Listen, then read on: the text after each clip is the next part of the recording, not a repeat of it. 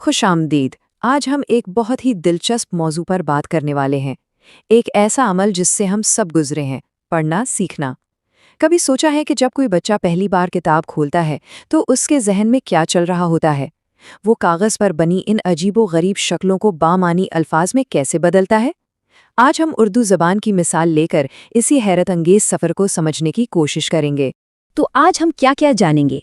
सबसे पहले हम पढ़ना सीखने के अमल पर एक नज़र डालेंगे। फिर उर्दू सिखाने के 3 मशहूर तरीकों को समझेंगे, अबजदी, सौती और देखो और बोलो।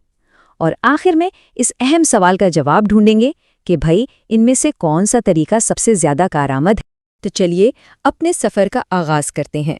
यहाँ हम इस बुनियादी सवाल को समझेंगे जिसके इर्द गिर्द ये सारी बहस घूमती है।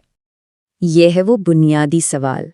सोचिए ज़रा, जब एक बच्चा किताब देखता है तो उसके लिए तो वो सिर्फ कुछ लकीरें और दायरे हैं।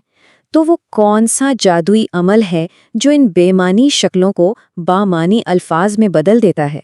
यही वो चैलेंज है जिसे पढ़ाई का हर तरीका हल करने की कोशिश करता है। और जाहिर है इसका कोई एक सीधा साधा जवाब नहीं है। माहिरीन तालीम ने इस मसले को अलग अलग जावियों से देखा है, जिसकी वजह से पढ़ाने के मुख्तलिफ फ़लसफ़े सामने आए हैं। आज हम उनमें से 3 सबसे अहम तरीकों का मुवाजना करने जा रहे हैं। तो सबसे पहले बात करते हैं ऑब्जती तरीके की। ये उर्दू पढ़ना सिखाने का सबसे रिवायती, सबसे पुराना तरीका माना जाता है। अच्छा, तो इसका मूल असूल क्या है? ये तरीका छोटे छोटे टुकड़ों से शुरू होकर एक बड़ी तस्वीर बनाता है। यानी बुनियाद हुरूफ तहज्जी हैं, जैसे अलिफ, बे, पे। बच्चे पहले उनके नाम और उनकी शक्लें रटते हैं, बिल्कुल उसी तरह जैसे वो किसी चीज़ का नाम याद करते हैं। इसका पूरा अमल बड़ा सीधा और मुनज़्ज़म है। पहले मरहले में सिर्फ हरफों की पहचान करवाई जाती है। उसके बाद इन हरफों पर ज़बर, ज़ेर, पेश लगाकर इनकी आवाज़ों को थोड़ा बदला जाता है।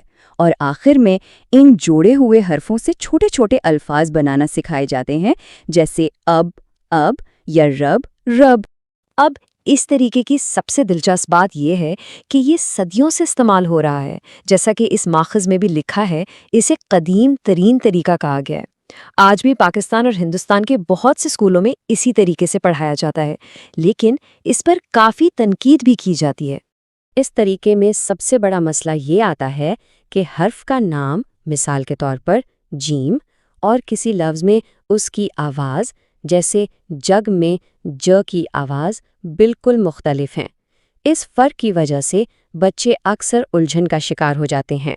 और कुछ माहिरीन का तो ये भी मानना है कि ये तरीका बच्चों को पढ़ने के अमल से ही बेजार कर देता है। चलें अब आते हैं दूसरे तरीके पर, यानी सौती तरीका, जो अबजदी तरीके से बिल्कुल मुख्तलिफ सोच पेश करता है। यहाँ सारा जोर हर्फ के नाम पर नहीं बल्कि उसकी आवाज़ पर है। यानी बच्चे को बे का नाम बे सिखाने के बजाय वो आवाज़ सिखाई जाती है जो बिल्ली के शुरू में आती है।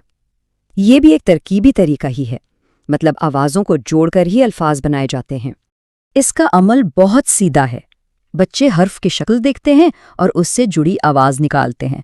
फिर वो इन आवाज़ों को एक साथ मिलाकर पढ़ना सीखते हैं, जैसे पा, आ, ना, यी की आवाज़ें मिलकर पानी बनती हैं। इससे क्या होता है कि पढ़ने और बोलने का ताल्लुक बराह रास्त जुड़ जाता है। जैसा कि यहाँ वाज़े तौर पर बताया गया है, सौती और अबजदी तरीके में बुनियादी फ़र्क यही है। अबजदी तरीके में हर्फ के नाम को उसकी शक्ल से जोड़ा जाता है, जबकि सौती तरीके में हर्फ की आवाज़ को उसकी शक्ल से जोड़ा जाता है। लेकिन माखिज़ ये भी कहता है कि चूंकि उर्दू ज़बान 100% सौती नहीं है, इसलिए ये तरीका भी यहाँ मुकम्मल तौर पर कामयाब नहीं हो पाता। और अब चलते हैं हमारे तीसरे और आखिरी तरीके की तरफ, देखो और बोलो। ये पहले दोनों तरीक़ों से बिल्कुल उलट है, क्योंकि ये छोटे हिस्सों से बड़े की तरफ नहीं बल्कि पूरे से हिस्सों की तरफ आता है। तो यहाँ शुरुआत हुरूफ या आवाज़ों से नहीं होती बल्कि सीधा पूरे लफ्ज़ से होती है। बच्चों को एक लफ्ज़ जैसे सेब उसकी तस्वीर के साथ दिखाया जाता है और उन्हें सिखाया जाता है कि ये पूरी शक्ल सेब कहलाती है। मकसद ये है कि बच्चा पहले मानी को पकड़े और बाद में उसके टुकड़ों को समझे। और ये स्लाइड इस ख्याल को बहुत अच्छी तरह से समझा रही है। इस तरीके को लफ्ज़ी तरीका भी कहते हैं। यहाँ पूरे लफ्ज़ को उसकी शक्ल, आवाज़ اور معنی کے ساتھ ایک ہی یونٹ کے طور پر دیکھا جاتا ہے۔ بچہ لفظ کو پہچانتا ہے، اسے بولتا ہے اور کافی بعد میں جا کر اس میں موجود حروف کو سمجھتا ہے۔ تو اب ہم آ گئے ہیں اس تجزیے کے سب سے اہم سوال پر۔ ہم نے 3 الگ الگ طریقے دیکھے، ابجدی، صوتی اور دیکھو اور بولو۔ لیکن سوال یہ پیدا ہوتا ہے کہ ان میں سے بہترین کون سا ہے؟ یہ ٹیبل ان تینوں طریقوں کا ایک بہترین خلاصہ ہے۔ ابجدی اور صوتی طریقے ترکیبی ہیں، یعنی وہ چھوٹے حصوں، چاہے وہ حرف کا نام ہو یا آواز، سے شروع ہو کر بڑے یعنی الفاظ کی طرف جاتے ہیں، جبکہ دیکھو اور بولو کا طریقہ تجزیاتی ہے، جو پورے لفظ سے شروع ہو کر اس کے حصوں یعنی حروف کی طرف جاتا ہے۔ لیکن یہ بحث اتنی سادہ نہیں ہے جیسا کہ اس اقتباس سے ظاہر ہے جو ہمارے پہلے ماخذ سے لیا گیا ہے۔ ابجدی طریقے کے حامی اس پر ہونے والی تنقید کو آسانی سے نہیں مانتے۔ ان کا خیال ہے کہ اس روایتی طریقے پر اعتراضات صرف ایک غلط فہمی ہیں۔ اس سے اندازہ ہوتا ہے کہ یہ بحث کتنی گہری ہے۔ تو آخر میں نتیجہ کیا نکلا؟ سچ تو یہ ہے کہ کوئی ایک بہترین طریقہ نہیں ہے، ہر طریقے کے اپنے فائدے ہیں اور اپنے نقصانات۔ ابجدی طریقہ روایت پر زور دیتا ہے، صوتی طریقہ تلفظ کی درستی پر، اور دیکھو اور بولو کا طریقہ شروع سے ہی سمجھنے پر۔ بہترین طریقہ کون سا ہے، اس کا انحصار اکثر اساتذہ اور تعلیمی نظام کی ترجیحات پر ہوتا ہے۔